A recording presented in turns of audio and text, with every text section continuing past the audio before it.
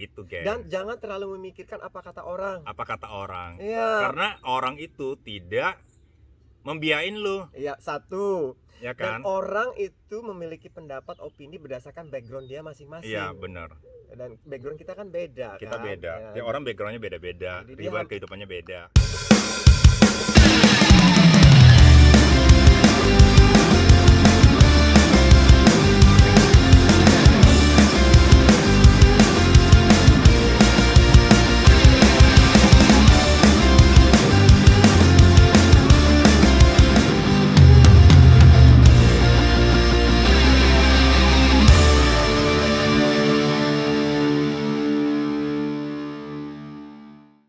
What's up beautiful people? Welcome back to my channel. Kebetulan gue lagi di Belgia, rumah teman gue. Ini pertama kali loh sejak lockdown tuh ya kita boleh keluar dari Belanda. Jadi lumayan lah. Kebetulan teman gue juga baru beli rumah ya. Jadi sekalian mengunjungin dia. Gitu say. Ini dia orangnya datang. Sini duduk kita ngobrol. Halo semuanya. Kenalin diri dong. Iya, saya Oong. Aslinya saya dari Banjarmasin. Udah lama kenal sama Tan dan kebetulan dia ngunjungin saya dan welcome. Kita sambil minum kopi. Minum kopi. Gimana kopinya, Tan? Enak. Ini rasa kelapa ya? Ya, rasa kelapa. Rasa kelapa. Oke. Terus kayak nama lu Nadir deh. Ya kan? Iya. Jadi sejarahnya gini, waktu saya kuliah di Jakarta, ada apa kita bilang kalau kita penerimaan mahasiswa? Ospek.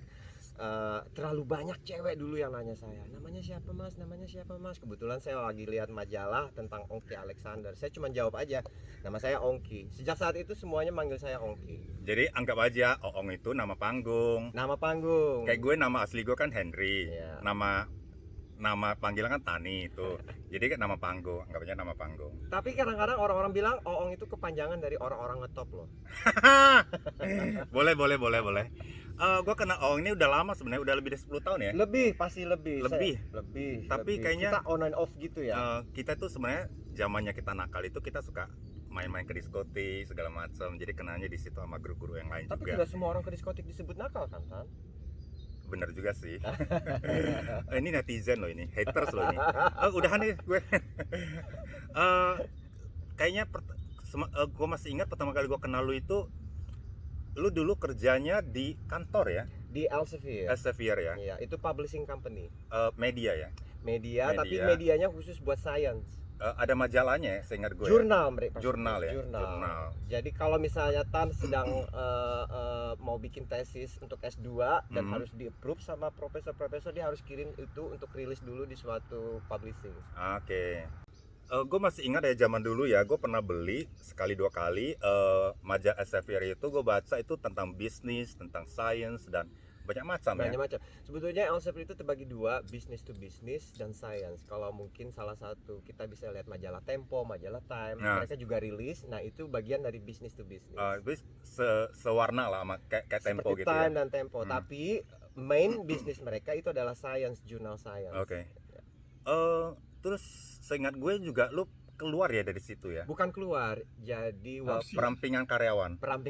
Mungkin katakan seperti itu. Perampingan karyawan. Karena dulu kan setiap author ingin mau submit artikel mereka dengan hard copy, jadi masih pakai kertas dan masih pakai CD, masih ingat kan zaman dulu ya? CD yang bulat itu. Yang bulat dan sampai yang kecil sekali. CD-ROM ya. Nah sekarang kan karena zaman teknologi sudah semakin ini dan Elsevier punya app sendiri untuk author bisa submit sendiri di program mereka, otomatis kita tidak kerjaan kita berkurang. Jadi tenaganya tidak diperlukan lagi. Waktu itu saya harus boleh pilih, either saya harus ke India di Chennai atau saya stay di Amsterdam. By the way, si Oong ini dulu dia tinggal di Amsterdam di Belanda. Ya. Berapa lama di Belanda? Saya pertama kali ke Belanda tahun 99 Maret 24. Tanggalnya masih ingat. Iya. Sampai jadi total berapa tahun tuh? Dari 24 Maret 99 sampai tahun 2017. Berapa tahun tuh? 18 tahun. 18 tahun di loh. Amsterdam ya. 18 tahun di Amsterdam, lebih lama dari gue ini anak. Iya. Ini senior gue nih, gue baru 19 tahun. Jadi ini sesepuh gue nih sebenarnya. Kalau ketemu kan masih cium tangan kan. Dan kalau Iya. saya ketemu kan masih sering kasih ampau kan. Kasih angpau. Ngorok sekarang kasih angpau. Soalnya udah sekarang udah sukses. Terus saya ingat gue juga lu pernah ini ya, kayak kalau nggak salah perusahaan lu itu pernah. Sebentar, sebagai tamu saya ada sajian buat tamu saya. Woi, dikasih Kita sebutnya di sini kopi cookie. Mungkin Kopi di Indonesia kita cookies. sebut apa ini, Tan? sejenis Croissant. pastry. Ini rasa kanil. Kanil Kanil itu apa sih? Kayu manis dan kayu hitam, kayu pahit, terserah lo. Lo mau makan? Gue sih enggak. Menjaga perut saya. Ya. Ntar aja ya kita ya. Ya. Din, tolong pembantu. Ini gue ada pembantu. Puspita namanya. Puspita namanya. Ini ART. Puspita. Pegang dulu. Nah, ini kita ada pembantu saya di sini, lumayan gede. Pembantunya 5. Enggak, bercanda. Sampai mana ya? Setahu gue pas lu keluar perusahaan lu itu kasih kayak sejenis apa namanya? Fasilitas, lu boleh study dimanapun dengan budget nggak tahu berapa, gue kurang tahu karena Iya. gue nggak pernah nanya dia. Oke. Tapi lu milih jalur yang beda. Jadi gini. Itu alasannya kenapa tuh? Oke. Jadi gini, setiap di Belanda itu peraturannya kan ketat sekali. Jadi Belanda memang selalu mencoba Agak gede untuk soalnya. memenangkan karyawan. Mhm. Jadi entah itu di perusahaan Elsevier atau di perusahaan manapun, jadi memang harus ada. Kita kan menyebutnya golden handshake. Kalau orang kita benar. sudah ya golden handshake. Nah, setiap orang itu dapat fasilitas. Waktu itu tahun 2010 saya kena pengurangan, saya mendapat jatah 5.000 euro 5.000 ya, euro. untuk study. Bagus loh, not bad. 5.000 Oke. 5.000 itu banyak loh itu. Oke. Kemudian selama kurang lebih 2 tahun saya masih disupport sama Elsevier untuk dapat gaji hingga sampai 85%. Mhm. Jadi selama 20 tahun pun saya masih memiliki gaji sampai 85% sebetulnya tanpa kerja. Bapak kerja. Oke. Sekarang nggak dapat dong. Ya, waktu itu sudah kerja pun Udah. saya masih Oh, memiliki oke. gaji. Double Oh. jadi sedikit waktu itu. Tapi kenapa lu switch, lu punya karir totally Oh, ya. different gitu loh. Oh ya, pertanyaan Karena tadi ya. karena setahu gue lu pernah switch, lu punya karir dari kantoran, lu lanjut sekolah dengan 5.000 itu bagian hairdresser ya. Iya, betul. Sekolah hairdresser. Betul. Mhm. Jadi waktu itu waktu ketika saya pengurangan umur saya sudah juga agak berumur dan kebetulan bidang yang saya tekuni itu administrasi. Jadi hampir semuanya mungkin orang bisa melakukan. Benar. Jadi chance saya untuk dapat pekerjaan yang baru waktu itu agak-agak sangat bukan sempit, makin berkurang karena banyaknya generasi Kesempatannya baru. berkurang. Ya, jadi saya harus berpikir punya plan A, plan B. Waktu Mhm. itu saya milih plan B karena saya suka sekali dengan rambut, suka Mhm. dengan bukan kosmetik tapi rambut. Oh. Jadi saya belajar menggunakannya waktu itu, belajar untuk tata rambut. Tapi Dan juga tidak berhasil. dan tidak berhasil. Tidak berhasil karena setelah kurang lebih 8 bulan jalan saya merasa ini bukan bagian Bukan yang lu saya banget, mau. bukan lu banget gitu. Bukan lu banget. Kadang-kadang kan kita merasa oh kita juga bisa. Ternyata toh itu bukan talent kita. Heeh. Bisa dibilang sia-sia studi saya, tapi sampai sekarang saya masih bisa potongin rambut orang. Mau dong dipotong rambut gue. Harus pakai wig dulu kali kayaknya ya. Kata orang itu never try never know ya. Iya. At least you try. Betul. Udah itu lu tahu oh ternyata lu banget itu atau bukan lu banget gitu loh. Kalau lu nggak nyoba, lu nggak tahu. Jadi gua hargain kalau misalnya lu nyoba ternyata bukan lu. Ya. Emang dengan waktu dan duit sia-sia tapi at least you try gitu Iya, loh. betul. Ya kan? Betul. Sampai sekarang saya bisa motong. Saya tahu basic-basic memotong rambut dan saya juga masih memotong rambut teman-teman saya di sini. Sampai bayi 2 tahun saya juga potongin mereka. Cuman Gratis loh. nggak secara profesional kayak di Tidak. salon kayak Tidak, gitu-gitu. tidak. Tapi saya basicnya tahu. Basicnya tahu ya. Ya. Terus udahan itu lu pernah kerja di itu ya, seingat gue ya, di Di restoran. pernah. Oke.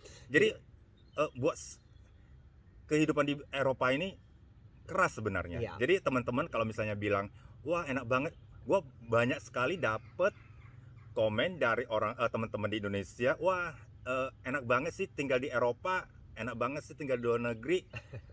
Kita itu kadang-kadang kita ngelihat cuma dari luarnya aja enak, Betul. tapi struggling tiap orang individual itu beda. Betul. Lo si A strugglingnya ini, si B ini, si C ini. Jadi tiap Ya. orang hidup riwayat itunya itu beda-beda sebenarnya kan. Betul. Benar. Jadi Om sejak dikeluarin sejak pemutusan karyawan dengan Elsevier, Ya. tentunya sama dengan setiap orang kalau mereka itu harus survive hidup. Ya. Yang namanya manusia itu harus kerja. Ya. Orang kaya aja harus kerja, makanya tetap kaya. Ya kan istilahnya. Kecuali lu kayanya dari orang tua, golden spoon namanya, kalau bahasa Inggris nama kerennya. Itu juga orang tuanya kerja. Makanya anaknya menikmati. Terus one day anaknya juga harus lanjut misalnya Anak yang lain. ke anaknya lain gitu kan. Jadi poin gue itu setiap manusia itu harus kerja. Betul Ya kan? sekali. Jadi yang mau gue tekanin ini di sini, kalau si Ong itu tadi gue bilang putus dengan Elsevier Ya. dan dia harus survive, Ya. apa aja dilakuin Oke. karena betul. kita perlu kerja, perlu duit. Betul. In the end of the day itu duit yang ngomong. Ya kan, kita nggak munafik. In the end of the day Betul. lu pay your bill whatever itu semuanya pakai duit, bukan pakai cinta, bukan pakai senyum, apalagi pakai badan saya. Apalagi di Eropa untuk ngencing aja kan kita harus bayar. Iya kan istilahnya. Ngencing aja harus bayar. Jadi Ong kita. kerja di restoran pernah. Jadi gini ceritanya tahun 2010 ketika saya kena pengurangan karyawan, Mhm. walaupun saya selama 2 tahun masih disupport untuk dapat Mhm. gaji, Mm-mm. saya juga harus kerja. Entah kenapa tiba-tiba waktu itu semuanya pintu tertutup buat saya. Mhm. Saya juga tidak mengerti ada apa. Saya harus survive. Saya nggak pengen otak saya jadi karatan, tidak Mhm. bekerja. Jadi waktu itu kesempatannya ada cuma restoran. Mm-mm. Jadi saya bekerja sebagai, kita sebutnya Uber atau waiter di situ. Mm-mm. Saya pribadi waktu itu tidak punya pengalaman waiter, jadi saya langsung belajar Mm-mm. on the spot. On the spot. Pokoknya orang kalau mau belajar bisa di situ aja. Bisa Harus berusaha yang penting. harus berusaha. Berdoa itu udah pasti. Dan jangan malu-malu. Jangan malu-malu. Apapun yang kita kerjakan sejauh itu tidak membebani seseorang, Asal halal. halal. Halal. Mungkin kata-katanya Ya lebih kan? bagus begitu. Terus dari restoran juga pernah di Di Desigual, Desingol itu apa sih perusahaan fashion Fashion. sebetulnya ya. sejenis Zara kayak Iya. gitu-gitu. Gua nggak tahu di Indonesia ada Desingol nggak ya? Ada Desigual, Ada. ada Desigual. Ya, Sempat 3 tahun juga 3 saya tahun di sempat situ. Lama ya? Lama. lama di situ. Di Jadi- situ sebagai apa? Nah, di situ waktu pertama kali ya biasa sebagai perkoper, mungkin apa kita artikan perkoper, Asisten jual apa sih? iya mungkin Kayak asisten jual. melayani customer yang Ya. datang, misalnya customer bilang, "Gue mau ukuran S," ntar lu Iya. sediain ke Ya. customernya Ya. kayak gitu-gitu. Ya, dan juga kita diajarin untuk kasih advice karena kan Ngerokok ya? Lu boleh ngerokok? boleh Ngerokok? dong, boleh ya. Kalau lu mau. Ya. Kita ini relax, Oke, kita relax no banget. stress. By the way, Nanti ini disemas. rasa kokonatnya enak banget. Heeh, Hmm. enak loh. Oke. Mhm. Jadi di Desi gua saya punya pengalaman waktu di Indonesia, mungkin flashback sedikit. Saya sempat kerja di Carrefour. Mhm. Jadi justru Carrefour pertama kali waktu itu di Cepaka Putih itu Mhm. kami yang apa namanya pioneernya. Kami yang betul-betul bikin artikelnya, Mhm. setup semuanya. Nah, Mhm. saya masih punya something wrong. Enggak. Ya. Saya punya background marketing kalau kita bisa Marketing dibilang ya. Ya survive di situ dan saya coba merintis karir, tapi mungkin mudah-mudahan saya ngomong salah ya. Jadi saya merasa juga masih ada diskriminasi sedikit. Jadi kebetulan regional manajernya perempuan, maaf tidak ada maksud apa-apa, memiliki kulit hitam dan dia lebih suka memilih untuk naik promosi itu adalah yang juga berkulit hitam. Mhm. Jadi saya waktu itu agak-agak sedikit fed up. Jadi saya sangat merasa qualified, sangat merasa qualified sebagai manajer karena manajernya waktu itu kebetulan diberhentikan. Mhm. Jadi saya cuma satu-satunya calon yang harus naik dengan Mhm. tanda kutip karena saya yang arrange semuanya. Tapi toh tidak dinaikkan dan mereka ngambil orang dari luar. Orang dari luar. Jadi saya agak-agak kecewa. Heeh. Dan sejak saat itu saya memutuskan untuk bukan tinggal di Amsterdam lagi, untuk cari celah-celah kesempatan yang lain, dan kebetulan di Belgia dapatnya. Oh, jadi one day ya, gue udah lama nggak ngeliat Oong, terus gue nanya temen kita juga di ini, si Oong kemana sih? Kok udah lama nggak kelihatan di Amsterdam gitu. Terus si Dini bilang, si Oong udah pindah ke Belgia. Terus gue bilang, hah, pindah ke Belgia? By the way, gue baru nyampe kota ini, namanya kota Lokeren di Belgia, dekat perbatasan, nggak jauh dari Belanda sebenarnya, masih perbatasan Dekat sebenarnya. Antwerpen. Dekat Antwerpen, kota Antwerpen. Antwerpen itu perbatasan ya, hampir ya. Gitu. Jadi kota ini kecil banget. Di jalan tadi semalam kita udah jalan keluar, lihat kotanya itu sepi. Ke sentrumnya. Ke sentrumnya juga rada sepi, nggak gitu banyak orang. Terus kenapa lu betah gitu ya? Iya. Pertanyaan bagus. Saya harus flashback sedikit ketika saya masih di Kalimantan.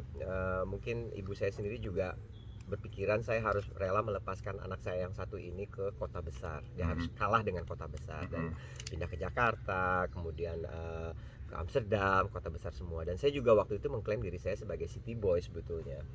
Jadi tidak terpikir untuk tinggal di kota kecil. Tapi setelah dengan roller coaster karir saya yang terakhir kita diskusi di Desigual, akhirnya partner saya waktu itu menyarankan bagaimana kalau pindah ke Belgia aja, kebetulan ada posisi yang bagus dan memang sesuai dengan background saya. Ya udah, saya pindah ke Belgium dan kota kecil. Saya juga agak-agak hesitate waktu itu ya. Jadi apakah saya bisa bertahan lama, tapi ternyata memang manusia itu beradaptasinya kalau dia mau bisa sebetulnya. Bisa. Semua orang bisa beradaptasi. Benar. Mau dikasih apapun tapi kemauan dulu yang diutamakan. Jadi saya waktu itu berpikirnya ya udah, saya build up karir saya dulu. Adaptasi nanti akan berjalan dengan sendirinya. Dan mungkin gengs juga harus tahu Lokeren itu mungkin bisa di Google Map. Lokeren biasa tulisannya itu tidak jauh dari Antwerpen. Antwerpen adalah kota kedua terbesar Belgium. Itu sekitar 25 menit naik mobil. Kemudian di sebelahnya ada Gent. Mungkin nanti juga geng bisa lihat Gent itu apa, itu cuma 20 menit, dan ke Brussel cuma 50 menit. Jadi saya juga tidak terlalu jauh dengan kota besar kalau saya mau sebetulnya. Dan setelah build up karir saya makin lama makin betah. Iya, ke Amsterdam cuma 2 jam nyetir. Alhamdulillah betah. Alhamdulillah betah. Dan setelah 3 tahun berkarir, kita akhirnya bisa beli rumah. Ya, sekarang kita lagi duduk di kebetulan di taman saya sebetulnya. Tadi yang struggling di kehidupan di Amsterdam, terus pindah ke negara lain, yaitu Belgia. Ya. Terus lu build up lagi. Dari nol sebenarnya. Karena kita kan di mana-mana yang namanya kita udah pindah ke satu negara itu sebenarnya dari nol lagi mulainya. Sebetulnya. Ya kan sebenarnya kayak gitu. Orang baru, kolega baru, teman-teman baru, kultur baru. Karena walaupun dekat-dekat Belanda itu kulturnya juga beda gitu loh. Iya. Bahasanya juga emang di sini bahasa Belanda tapi aksennya beda. Kita sebut Vlaams. Vlaams. Iya. Jadi beda aksennya. Kalau mereka ngomong Belanda sih gua kurang paham karena aksennya beda gitu kan. Jadi harus dibiasain lagi gitu kan. Kebetulan alhamdulillah telinga saya sudah biasa, dan saya juga anak-anak bilang, kolega saya juga selalu bilang, Oong kamu sekarang ngomongnya udah seperti kayak orang Vlaams ya. Kebetulan partnernya si Oong ini orang Belgia, makanya dia pindah ke Belgia nyoba karir baru. Spekulasi bisa disebut ya kan, spekulasi. Bisa nggak sih lu tinggal di sini? Makanya tadi gue bilang never try never know. Ya. Lu nyoba, ternyata lu bisa di sini. Sekarang udah berapa tahun di sini? 3 tahun 9 bulan. Hampir 4 tahun lah. Anggapnya 4 tahun. Jadi betah lah ya di sini. Betah, saya bisa bilang betah. Sampai sekarang si Oong baru beli rumah baru. Alhamdulillah. Puji Tuhan, alhamdulillah. Yang tadinya struggling di Amsterdam, rumah nyewa ya dulu ya. Rumah nyewa masih. Dulu rumah nyewa. Sekarang punya rumah di Belanda sendiri. Sekarang di Belgia punya rumah sendiri. Rumahnya bagus loh, cuman karena baru belum bisa di house tour karena masih renovasi.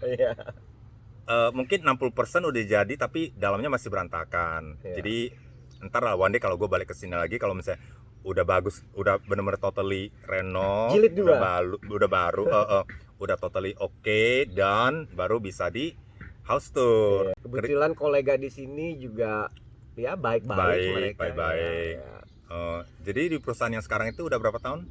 3 tahun, 3 9 tahun. bulan juga hampir. Oh, jadi langsung kerja, langsung langsung pindah. kerja dengan perusahaan yang sama 4 tahun, anggapnya 4 tahun juga. 4 tahun. Jadi ketika Oh. saya pindah seminggu kemudian sudah langsung kerja. Hmm, Jadi ya hampir berbarengan. sampai berbarengan. Iya. Jadi sebenarnya gue bikin vlog ini tujuannya itu mau nunjukin kalau kita di mana ada usaha itu di situ ada Ada kemauan, jalan, ada usaha itu di situ ada jalan. Kayak Ong juga strugglingnya tadi di Belanda begini, sekarang dia udah punya rumah sendiri. Terus lu mau kasih saran teman-teman apa? Coba Oke. kasih tahu dong. Sebetulnya gengs, setiap manusia itu mungkin kita punya talent untuk survive hidup ya, dimanapun kita berada. Tinggal bagaimana kita cara mencari celah-celahnya. Ketika saya masih di flashback sedikit, ketika saya masih di Jakarta juga saya memiliki posisi yang bagus di Carrefour. Saya tinggalkan, tapi karena waktu itu masih muda ya, saya ingin berpetualang, saya ingin melihat dunia lain. Jadi saya tinggalkan itu, dan saya ketika tahun-tahun pertama juga saya kerjanya juga tidak smooth, tidak langsung Elsevier karena waktu itu masih dalam proses izin tinggal. Jadi saya juga kerja membersihkan rumah orang. Waktu itu 3 kali seminggu saya datang ke rumah orang, saya bawa tuh semua lap-lap, saya bersihkan WC mereka semuanya. Yang penting saya berpenghasilan dan saya bisa mengirim waktu itu untuk duit untuk keluarga, dan mereka tidak perlu tahu dari mana duit saya dapat. Yang penting duit itu halal. Oke.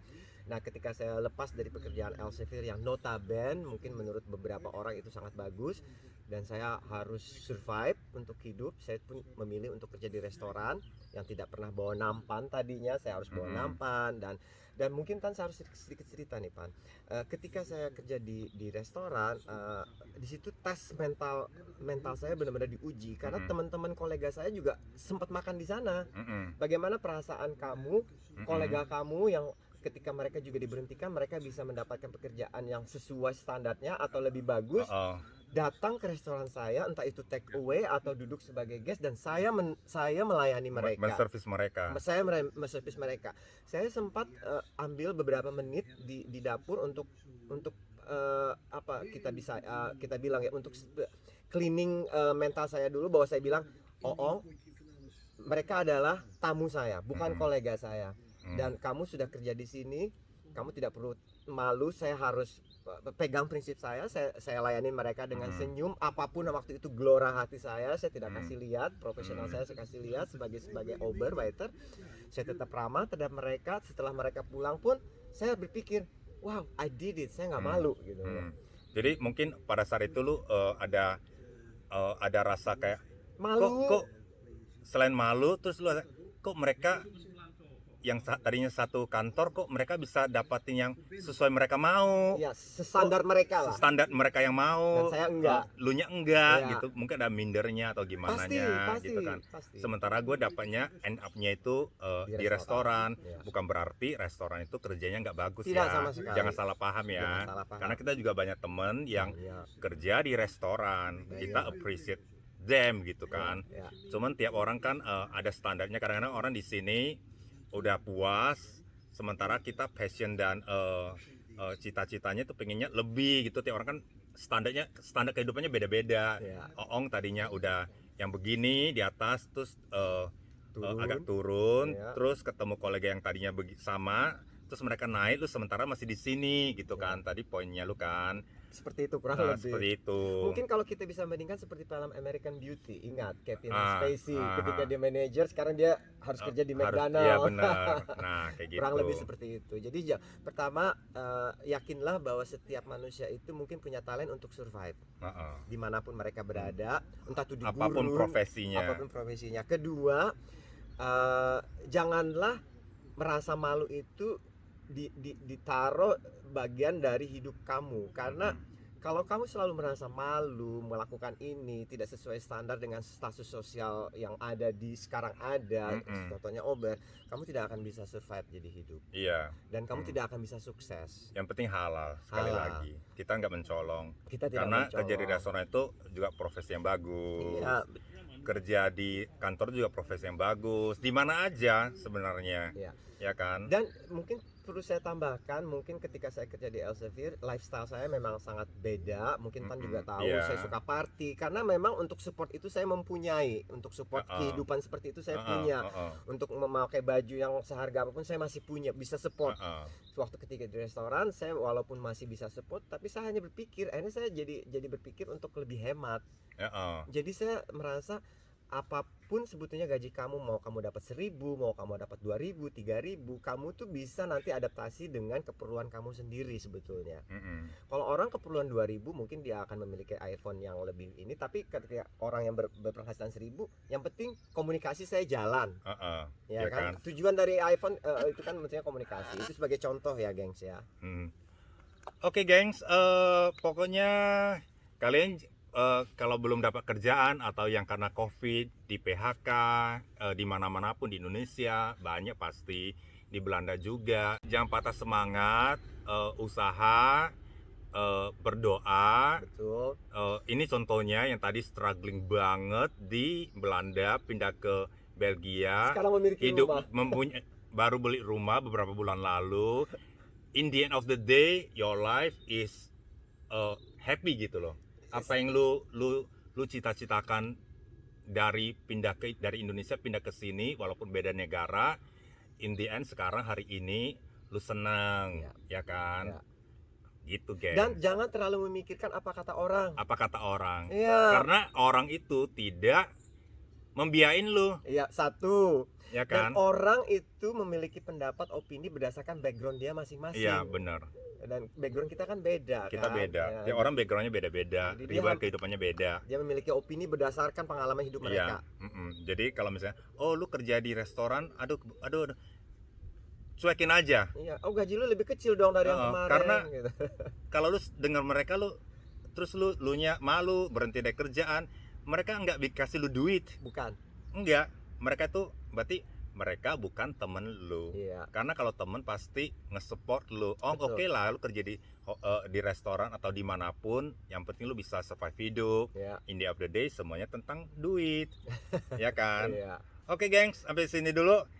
Thank you ya, Ong. Thank you juga. By the way, ini podcast pertama gue loh. Oke. Sama lu.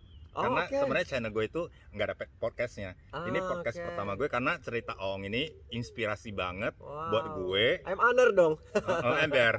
Ini tamu pertama gue podcast. Oke. Tadi gue bilang gue itu tertarik dengan kehidupan Oong Iya. karena dia nggak smooth tadinya. Betul. Yang smooth kerjaannya yang tadinya bagus jadi struggling, terus sekarang happy ending gitulah ceritanya. Iya. Ya, oke guys, jangan lupa di subscribe karena subscribe kalian bikin gue tambah semangat bikin konten baru buat kalian.